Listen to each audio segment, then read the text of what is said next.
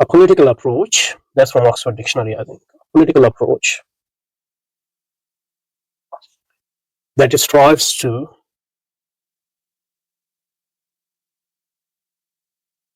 I guess the strives is there because not every populist approach is successful, to appeal to ordinary people. I mean, in this context, ordinary can mean ordinary in material state. Ordinary can also mean knowledge and expertise wise. But that would depend on the context. The ordinary people, for example, Rousseau's appeal to ordinary people, or Kant's at some stage, is that people know, potentially know themselves what is the best for them, and they don't have to rely to experts in those matters, for example, in morality and etc. So that's one form of populism. But other form of populism is you appeal to ordinary people, meaning people with less material goods or less material means. Anyway, to appeal to ordinary people who feel that,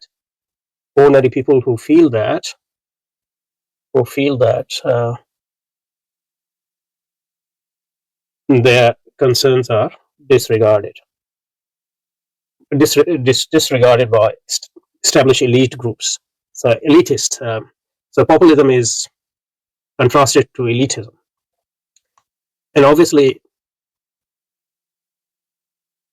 Lenin's thinking, if you think about his concept of professional revolutionaries and party, and the party is the party of professional revolutionaries. So, although they are working for proletariat, but they are not appealing to the sense of. They are appealing to proletariat as well, but they are also trying to educate them and increase their consciousness. So they are not taking their consciousness as the god. So in that sense, it is elitist. So an appeal to ordinary people can have different meanings. For example, you can appeal to ordinary people so that you can gain power, for example. A lot of populism of this sort. You might not really be concerned about ordinary people, but one group of elite at times can use ordinary people to gain power against another elite. And on the other hand, you can appeal to ordinary people because you care about them and you think that politics should be based on. So you're not guiding ordinary people, but you are guided by them. So you are just solving the problem of action coordination. So that can be. So there are various ways in which we can think of populism after this basic meaning. So each populist movement, say, in a way, not seeds were populist too. At the moment there's a lot of populism, right wing populism, Trumpian populism, etc. So every populism should be obviously has its unique characteristics. But beyond this basic definition, you can have various types of populisms. Okay. Now, as far as Russian populism is concerned, which was the context of Lenin, that populism was Lenin obviously reacted to it and he disagreed with it, but also was influenced by it in many ways. And revolutionaries have a complex relationship with the people. The Mao's, I think this is attributed to Mao, but it's sort of whether the attribution is correct or not, that's not the point, but it's sort of encapsulate the relationship between revolutionaries and the population. Mao is attributed to have said revolutionary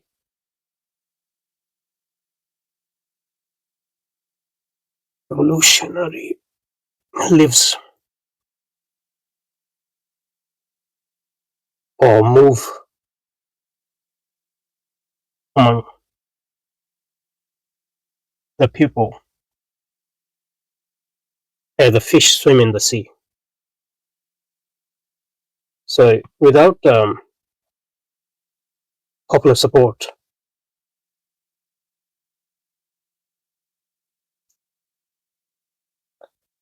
revolution cannot succeed.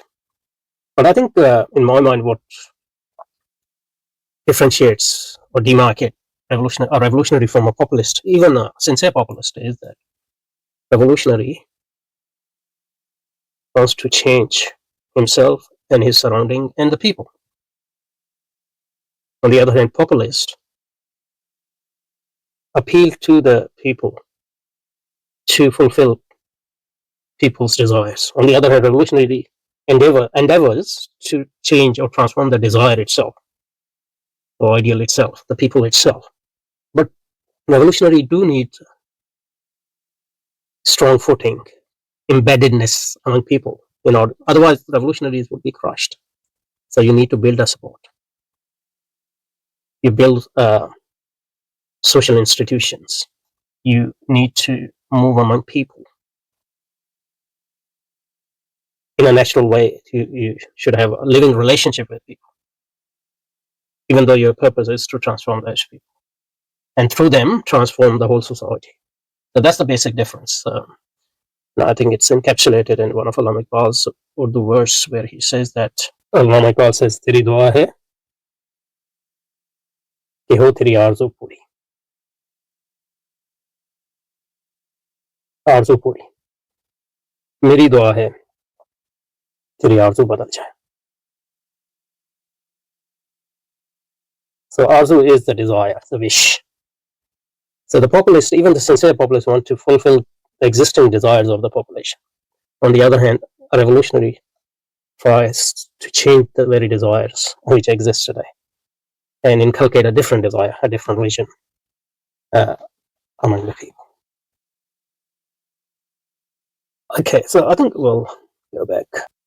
So Lenin's first substantial book, What the Friends of the People Are, was published in 1893. Its objective was to undermine the economic, social, and political ideas of Russian populism, a persistent theme of Lenin's writing.